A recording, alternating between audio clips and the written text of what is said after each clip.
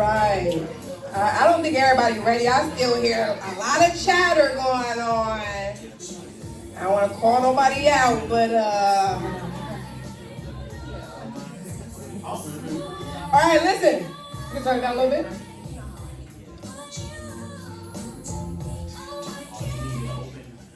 No, unless you want to do another fire piece. Never mind. Now we're going to give these features their time. All right, so I'm going to read this first bio or poet that is coming from Cincinnati. Yeah, nah, come on now. Yes. Just Dave. Yes.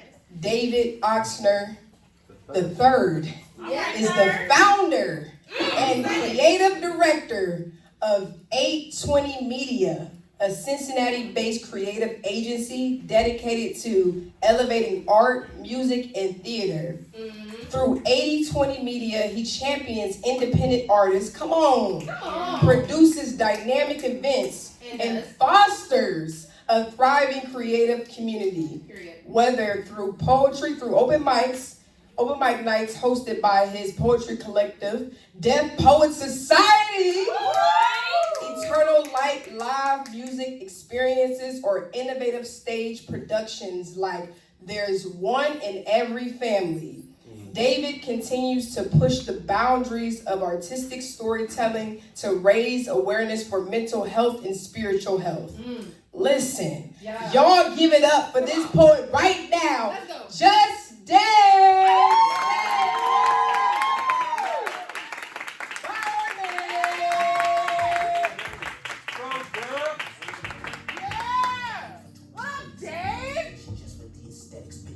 Yo, how y'all doing? Y'all feeling good? Well, I really do appreciate you guys for having me. Stopped by last month, and it was like one of the most fire rooms that I've been in the Midwest, so absolutely appreciate you guys for having me. Appreciate my Deaf Poet Society crew for traveling up here with me. Quick story about those guys. I was off stage for 15 years, just raising a family, living life, and life hit me. So I just started kind of going to open mic nights and just, kind of getting dusting the dust off some old poems. And Nick kind of invited me out. Like, I think you could, you should come join us. I was like, I don't know. But anywho, I went. Lucky was hosting, and I have not gotten off stage since. Those guys have saved my life. Like, literally, I didn't even think I had this much writing in me. Like, this time last year, I probably had like 2 poems. Now I didn't release the book.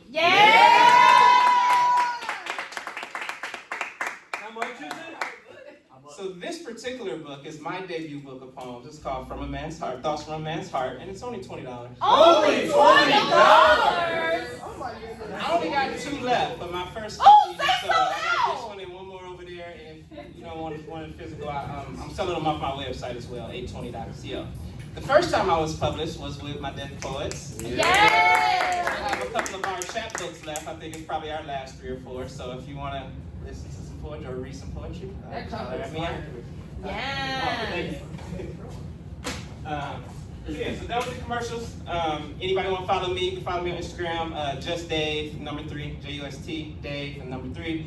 Anything that I'm doing or associated with, you'll be able to find from there. It's Mental Health Awareness Month. That was the whole reason that I got on stage. So the set list that I prepared tonight is in that vein. So again, appreciate the space, and I'll leave it to it.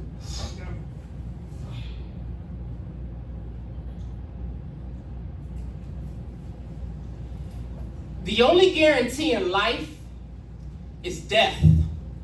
And a lot of change along the way. See, I've changed along the way. I started seeing the best shit with my eyes closed. I started feeling the best shit with my ears because I was listening with my heart. See, I've been a seeing man from the start. So seen that a seen man once told me that I ain't seen shit. So you've seen the audacity of a man that believe he has more time. Time. Never have enough time. But maybe we have too much time. But we can't have too much because God didn't make enough. There's not a yesterday that you can get back. There's no refunds on 5 minutes ago. Stop. See, that pause, you'll never get back. So who are we to assume that we have enough time? Our journey in this flesh is finite, but time isn't. So I might not wait for hindsight to have vision. For the lesson, I know that I must be present to catch the blessing. It's a gift that I've been shielded with God's presence since adolescence. And to my adolescents, my offspring, I know I sprinkle you with things if I can't shower you with time, just to provide a rainy day worth of hugs when I can't drench you with my love. See those three?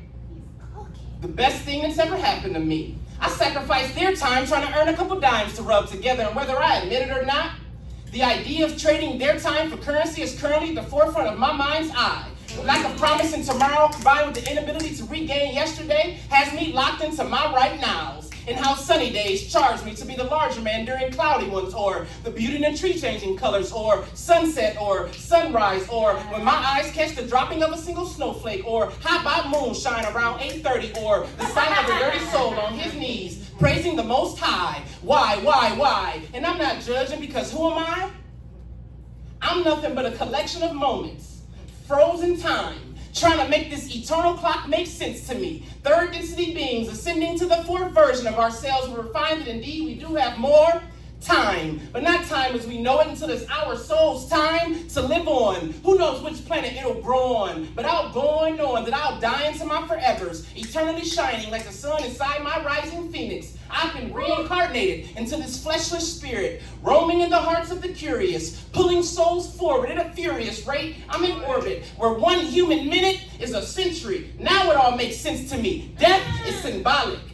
Yes, it is. There's no afterlife, just more life, because life is in our souls, and our souls never die. Why, when, how? Who sold me this idea of time, when our souls are in nonstop evolution? Time is a concept, an illusion. It's the confusion that sits in between time, space, and space-time. Time. Have you ever met the right person at the wrong time? Yeah, right. Or the wrong person at the right time?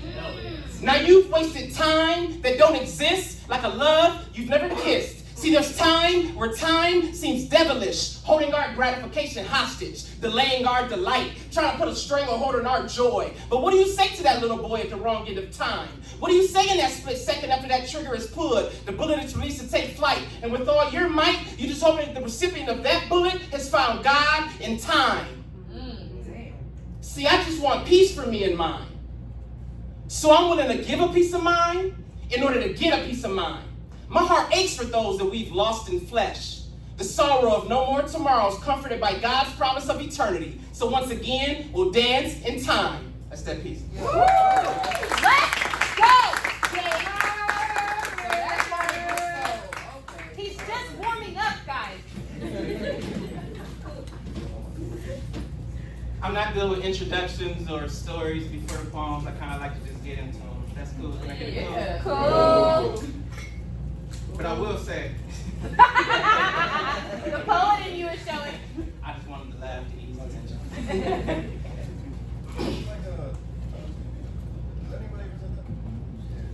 Human beings in a mob. What's a mob to a king? What's a king to a God? What's a God to a non-believer who don't believe in anything? Today's the day that yesterdays are remembered as being forgotten. And those rotten seconds that used to tick you off, now tick off to memory with the passing of the next minute. See, this life, we're in it to experience the sour so that the sweet is appreciated with the passing of the next hour. So before I let sorrow and sadness devour my happiness, I'd rather be covered by dirt and flowers on a showery day, casted by my own clouds of accomplishments, because I'm sick of running.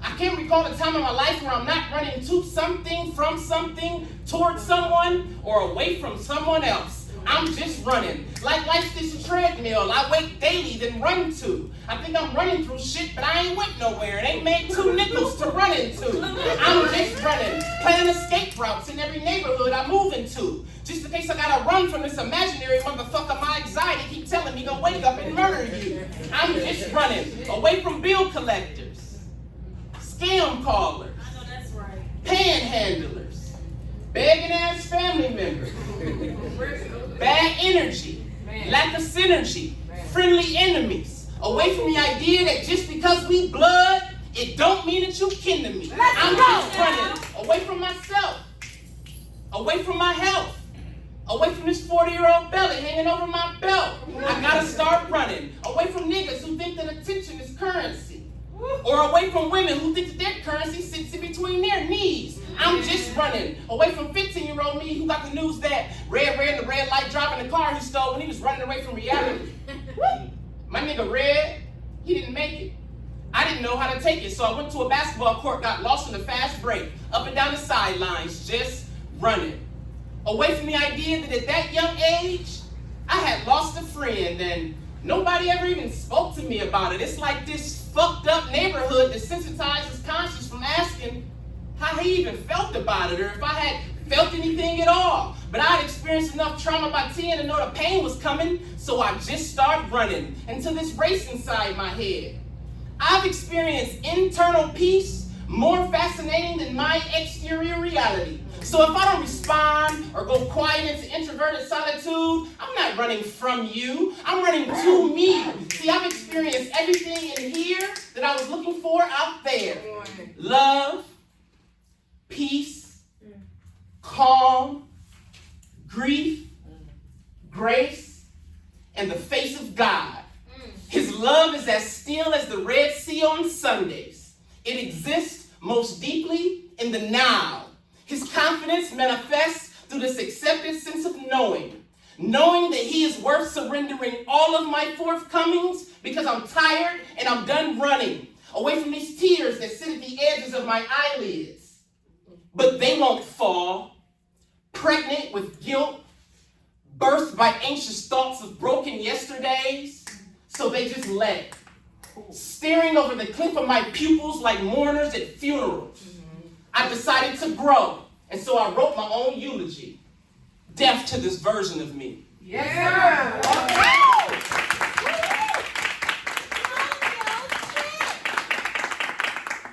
Yes. All right, so this last piece is dedicated to the poets. This piece was birthed out of me not thinking that I can write more, and was definitely inspired by my team and our open mic night back in the city, and my pen just started moving, and I wrote a poem. It's called The Poet, and it's dedicated to rooms like this, to people like you who get on this stage, to people like you who come and support us on this stage. It's my ode to you. It's my appreciation. Poet.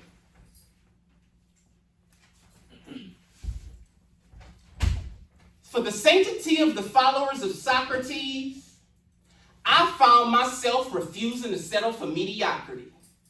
See, I'm that soul inside the voices you forgot about. I speak for the downtrodden with the rising phoenix syndrome. I've seen cathedrals built in Rome by the children of broken homes. Now we're shaking centuries of shackles, political mind fucks, media training, brain waves and frequencies is changing. This shit is getting scarier than Freddie Jason. Period. But I'm a Malcolm Martin Garvey Nipsey gypsy. I'm here to take the land back that the coffee comes from. We done with Starbucks. The poet is the poet trying to remind you it's gonna take more than a Starbucks to save you from all the consequences that an unaligned spirit will get you. Come on. Whether you are Sean Diddy Combs, Harvey Weinstein, Donald Trump, a Catholic pope, shit. Even Moses was a murderer. But the breath of life mean that the Red Seas are ahead of you. Pay attention to the poets, because we are the prophets. We are the conscience of a people. Small rocks in big soil. Dark, ugly, muddy word slingers scratching truth with our fingernails. Hand swipes and a sprinkle new thoughts in your mind. Magician shit. Alchemy. Reiki teaching, heat-seeking word missiles with the answers to the shit that you're going to feel next. Safe sex. The poet. We fuck up old thought patterns. That's why I stayed inside my speaker box. Because I knew eventually this gift would eventually require me to speak this truth or box. And I'm not talking Tyson Paul or Tyson Todd. I'm talking about my purpose-filled match with God. Yeah. This stage is sacred. Did you know lives get saved up here? Voices get raised. Little black birds get uncaged up here. Yeah. Fear loses motion. It's hoes getting chosen. Oh yeah. Oh yeah, hearts getting frozen on this stage here, baby. You show up filled with emotion and burst into a lyrical explosion. Oh yeah. Alliteration getting obliterated on this stage here, baby. We banging bebops on back streets, getting battles and rambling about it. I'm gonna go under your concert, but if you overstand, you'll never underestimate this stage here, baby. Yeah. We are the blood spill that made the dirt red, that made the oak brown, that made the tree tall, so you can chop it down. So I frown thee who doubt me, cause I'm from him, and he made me a mirror. So if I catch you hating on me, I know you just mad at your motherfucking self. Y'all think I stand up here and do this for my motherfucking health? Watch y'all grab darts off your motherfucking shelf, load up all your insecurities and try and use me for projection target practice? Oh no. Not me, my friend. I Santiago. Me turning to the wind, swooping through versions of you haven't met yet. Then return to the now and shout your future to you through this microphone. See, I'm that broken home that broken homes, taking the I need to habits for my needle habits. I'm heaven sent and crack bent. I'm a fentanyl infused heroin survivor that thrives under heated water. I'm rock solid. Toledo G built for fucking tough. So when I prophesize to you, enough is enough. Enough. If you ain't building, you destroying. I'm done wrestling with the rest of you. This ain't my gift. This stage is a vessel for the poets. Come on.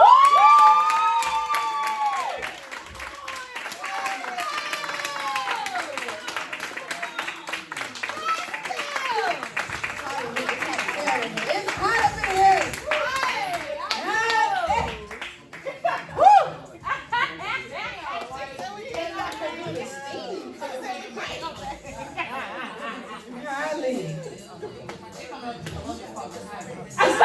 Listen, fire poets back to back.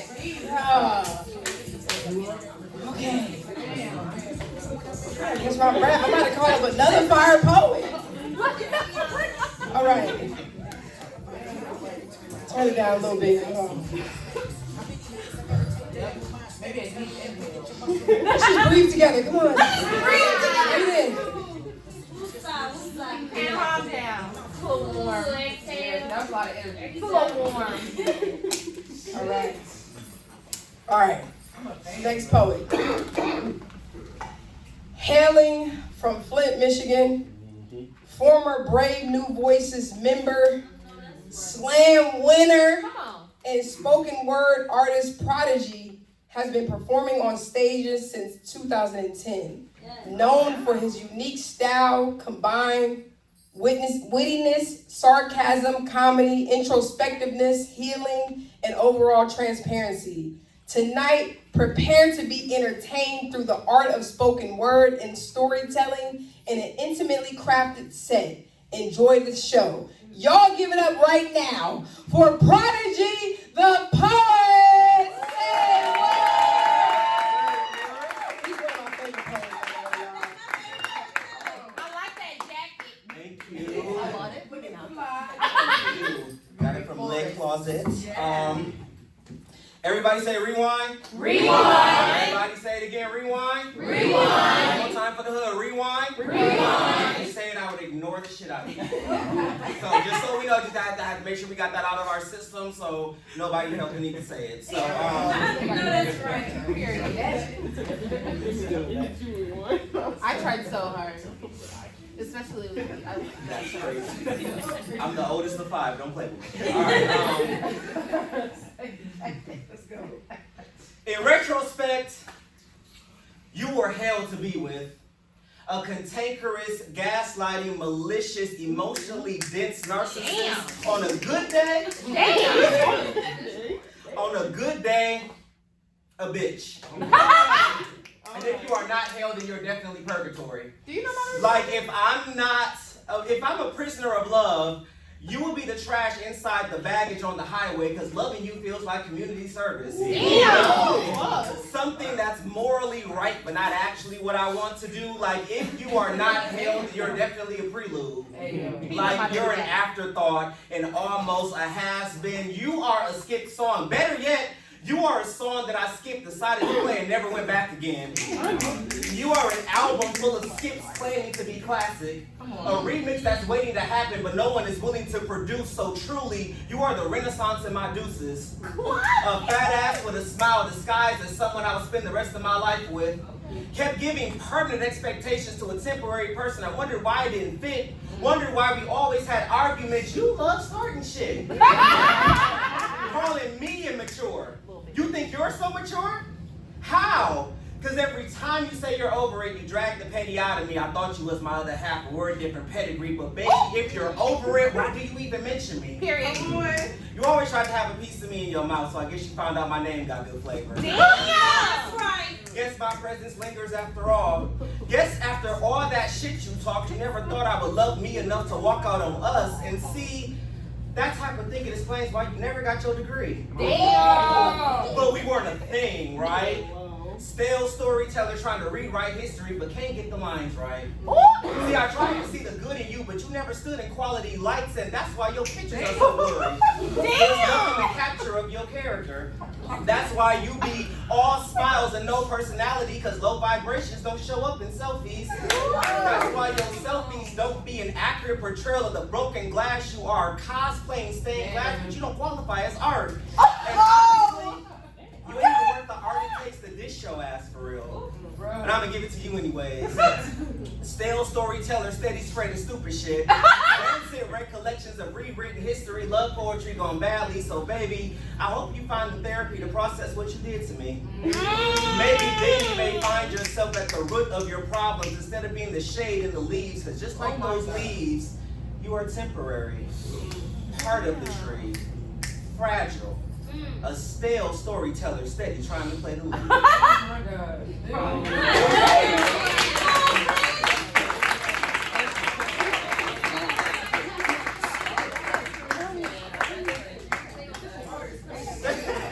Because this is mental health if you don't have a breakup.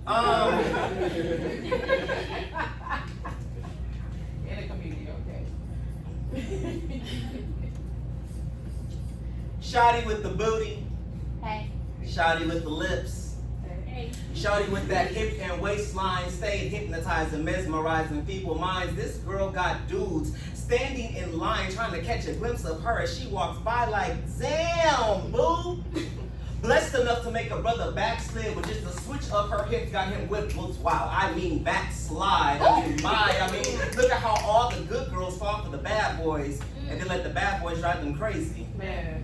Baby used to be a lady, but he got her turning tricks now. Had a smile that was fresher than notebook paper with a marching band for a heartbeat. See, Shorty had drive. Shorty used to be a dime. I know Shawty once was a dime because she let these rusty niggas start chipping away at her metal. But yo, her head had potential. Just not the one that he was interested in. You see, she got this kind of a half moon of a waistline. A galaxy of dreams hidden behind the Milky Way of her eyes. She used to be a good girl till the backhand drove her crazy. Knocked the stars from her eyes and disfigured her constellations. He took the keys and stole her drive, then drove her crazy. Poor Miss Daisy.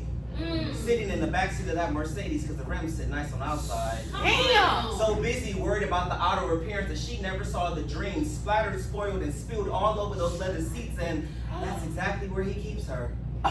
With that half moon of a waistline spread until sunrise, she rode the tides of life, battered and torn, broken and bruised, fixing her makeup before she faces her reflection, looking for the poetry in her crooked smile, because J. Cole told her she would be pretty again. Honestly, it's sad and scary the way these bad and bougie girls fall in love with bad boys and have the audacity to complain about their broken heart. Starstruck because she really thought that thug was gonna love her.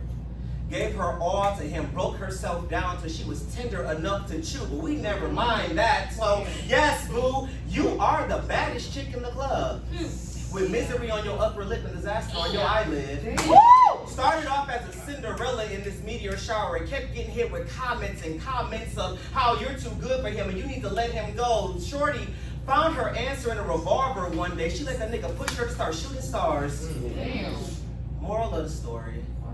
It's crazy how the bad boys always fall for the good girls until the good girls finally explode. Boom. Come on now!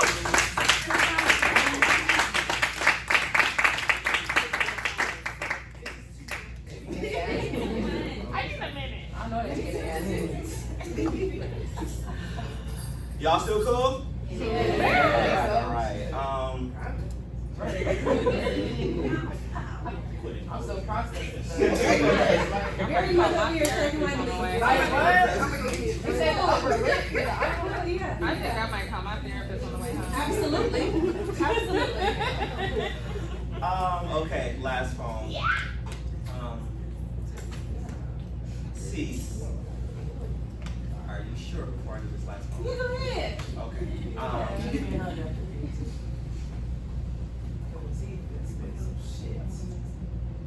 I've been binge eating sweet things. Ice cream for breakfast, crumble cookie for dinner. I made a bowl with 2 different types of cereal and ate it at 6 a.m. while watching X-Men 97, hitting the bros up, making sure they saw what I seen. I'm addressing things at the root. I told my inner child that I would meet him halfway, and that little nigga is surprised I came through. I told you I'm addressing things at the root. Found loop-de-loops intersecting highways, bridging who I was with who I'm becoming. My inner child caught me crying, and I told him that perfection is a myth and it made a mess of me. Life is such a messy thing. And love isn't as black and white as you think. And every time you go to say, oh, that'll never be me, never starts nevering, but never underestimate the power of a cliche. I learned that my mom wasn't always dramatic. I just didn't have the experience to get what she was trying to tell me. Found out that it clicks now. Found out that I'm too old to blame my issues on mommy and daddy, but not too young to daydream. So I daydream now. And I smile. And I stay up late on weekdays and even longer on weekends. I play my video games. I even have my own apartment with no furniture in it. And I'm cool with it because it's mine. And you know, I learned how to share. Learned that sharing is an experience best done while silent. I told my inner child to use his voice because I'm tired of that nigga being silent. Told him that he can have peace. Told him that it's okay to cry sometimes. That Superman eventually becomes Clark Kent, and Peter Parker probably just needed a hug. Magneto really just wanted someone who was going to listen to him. I told my inner child that I would listen to him. Grant him simple things. Told him that the world won't stop spinning just because you left dishes in your sink, but don't make a habit of that shit though. I learned that it's okay for me to use the dishwasher.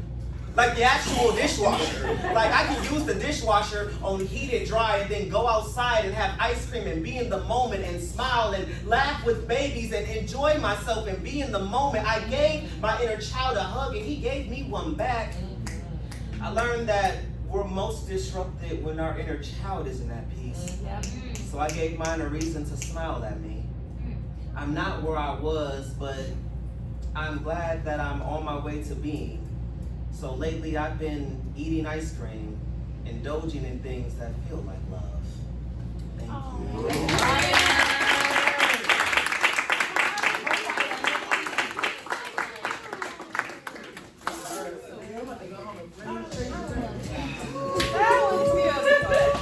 Girl, don't cry.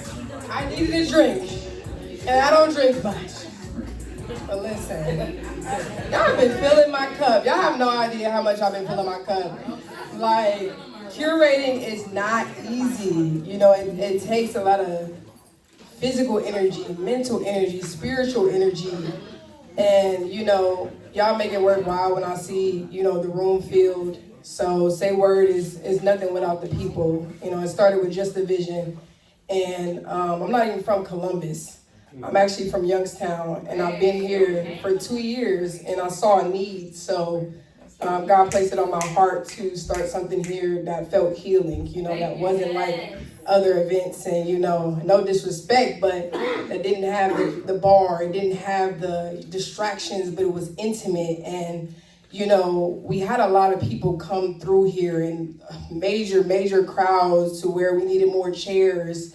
And I heard somebody say one day, it was actually the owner of the space, that I was gonna outgrow this space. And, you know, I felt like it didn't make sense to me because I know that this is where it's supposed to be. And I think if we lose the intimacy, the impact is not there, for me at least. So I think that this is where Say Word is gonna stay because every single month has just been a total blessing, and the response that we get. So I really appreciate y'all for coming out. So give it up for yourselves. Okay, last but certainly not least, I'll read this headlining poet's bio. Listen. All right. Cease, pronouns are she, her. Gotta get that in there. Is a renowned poet of 13 years and a self-published author of Ceasefire. She is a, come on, clap it up for that book. She got books to say. She is a first-generation American, first-generation college graduate, and the eldest daughter. She is a mental health and holistic healing advocate. Come on, perfect. Just perfect headliner for this event. Believing that poetry has the power to heal people and transform lives. Stating, poetry has saved my life so many times. She writes poetry with realism themes such as grief, love, heartache, healing, hope, and despair. Poetry is used as her outlet, her coping skill, and as a tool to replenish all the world has depleted from her. Come on. Yeah. Her poetry began as journal entries that she never reflected on, then began to accept and use as a method to heal. In her book, Ceasefire, she takes the recipient of a chronological journey of her life in just 145 pages. Y'all give it up right now for your headlining poet, SayWordWeds.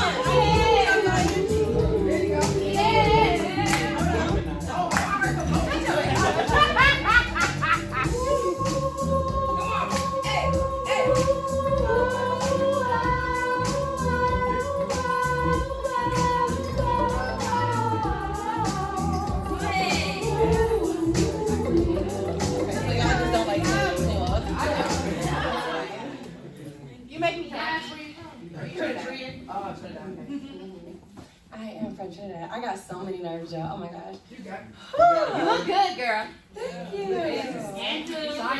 The white one, purified. Thank you. Yeah. Raise the scarf. I see you.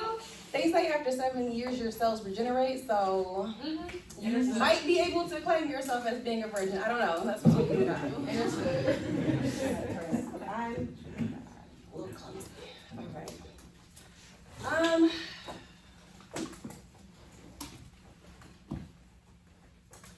So before I start, I want to thank my Lord and Savior for this opportunity. I used to live out here, and there was not this many shows ever.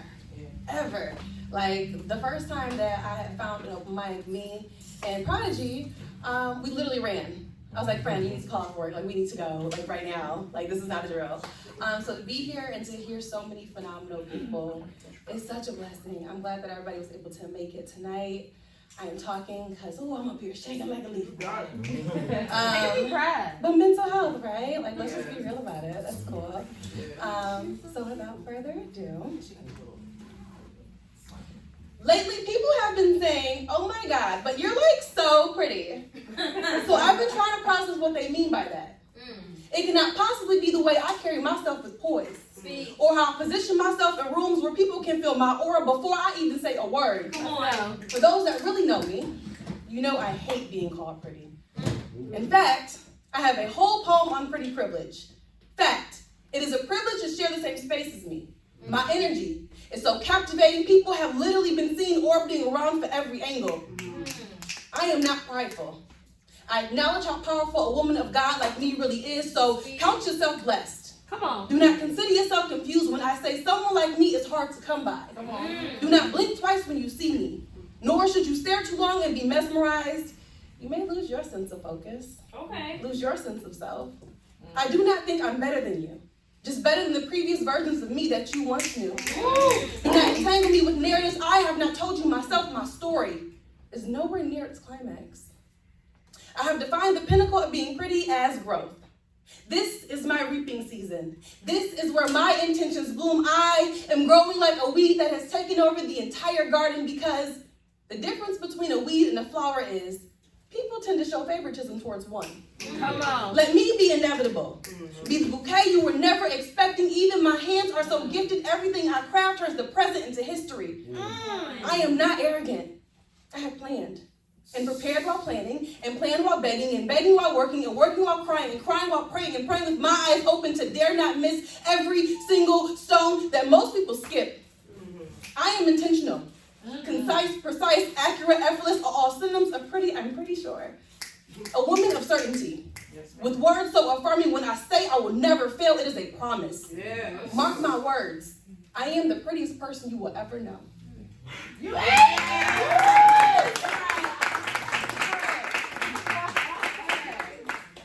More fire. How are you feeling? Great. I feel pretty. Yeah, so that's second piece. That's actually called Pretty 2.0, because I have a first piece called Pretty Privilege.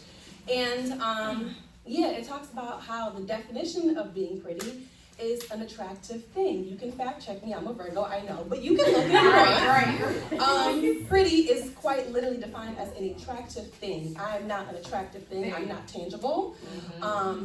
Yeah. So I've been doing this for a while. I need y'all to talk to me. Okay? Hey, girl. I don't want y'all to be quiet and y'all gonna mess me up. I need y'all to talk back to me. If you like something, throw something at my feet. Don't throw it at me, because we're gonna be nothing like outside. But y'all can throw something at my feet. I wanna hear mms and yes, and I know my friend don't like rewinds, but I'll take a few. So yeah, we doing okay? Yeah. Thumbs, like, be honest. Yeah. We okay? We all right? I'm ready for bed. How we doing? I'm in social work, so I have to do temp checks. Like, if y'all need a prayer or just a word, like, we can just,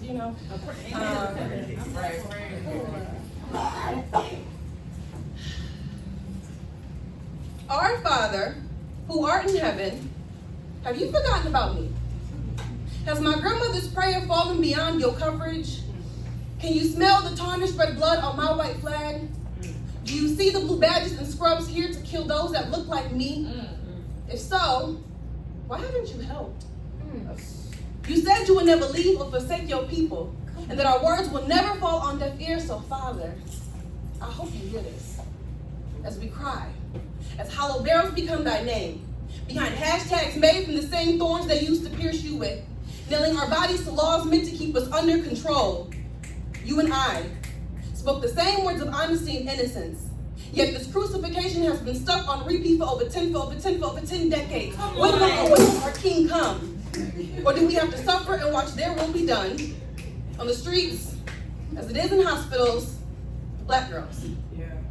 They say our tolerance is 75% stronger than whites, which is enough to withstand mutilation, torture, sexualized violence, rape, ageism, sex trafficking, domestic violence. So why do we ever need to be sedated? If the blue scraps keep us awake while we're in pain, we will never know what it feels like to rest in peace. Killing the women that have brought life to this planet 41% more times than anybody else. God, I pray I see peace before I see you. I want to see change. I am tired of having to carry the burdens of my ancestors on my back. Those that have never found freedom. Instead, discover artificial contentment to postpone flatlining our dreams for a better tomorrow. God, give us one day, just one, to experience real black girl joy. And forgive us if we have ever trespassed with our melanin of mass destruction, as we forgive those in blue that have trespassed without our consent in our homes and on our bodies. Lead us not into extinction, but deliver us from all of this evil. For thine is all we have left to restore the power and the glory for the generations of black girls to come. Amen.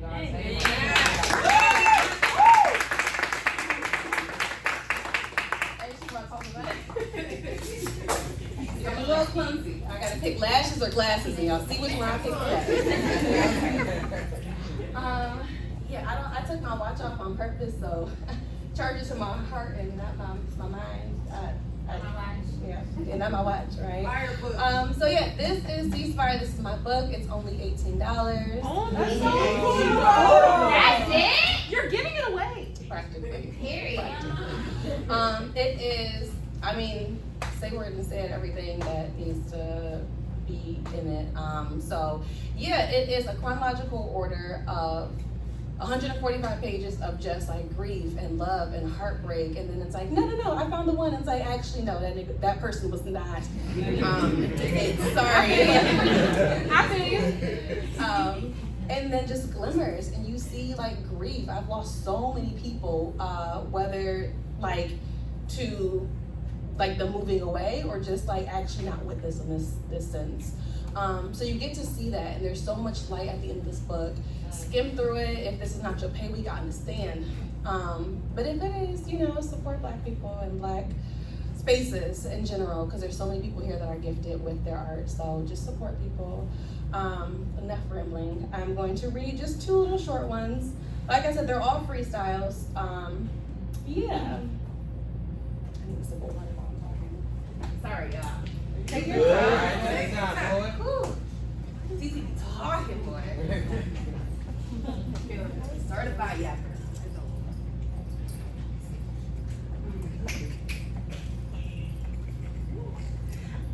Maybe the reason Black folks can't swim is beyond the fear of water. Beyond the fear of having to jump ship when trouble arose. Maybe Black folks weren't supposed to swim back, and this generation just keeps going against the current, jumping on trendy waves that are consuming them. Maybe Black folks not being able to swim was a preventative measure, a guiding light from our ancestors that forecast social media as captivating, holding our people captive to constructs that are putting limits to our abilities. Maybe we were never meant to swim, soar instead, but maybe this poem will just go over some folks' heads that are already in too deep. We're gonna pray for them. We're gonna pray for them. I can swim, but hey. I was joking. I heard you laugh. You friend. Look, if y'all saw it, listen. Us sitting next to each other like 2 bad kids in the back of the class. We cannot. Yeah. So it's interesting because when I go through the book, some people are like, oh my gosh, I love this piece, or oh my gosh, I love this one. Like, what inspired it? And I'd be having to go back and flip because I write it in that moment. So I don't remember all of the freestyles that's in here, and I'm like, oh shoot, like I wrote that, like, and it resonates again with me. Again. That's beautiful. I have never wrote poetry for other people. I've always wrote it for myself. Amen.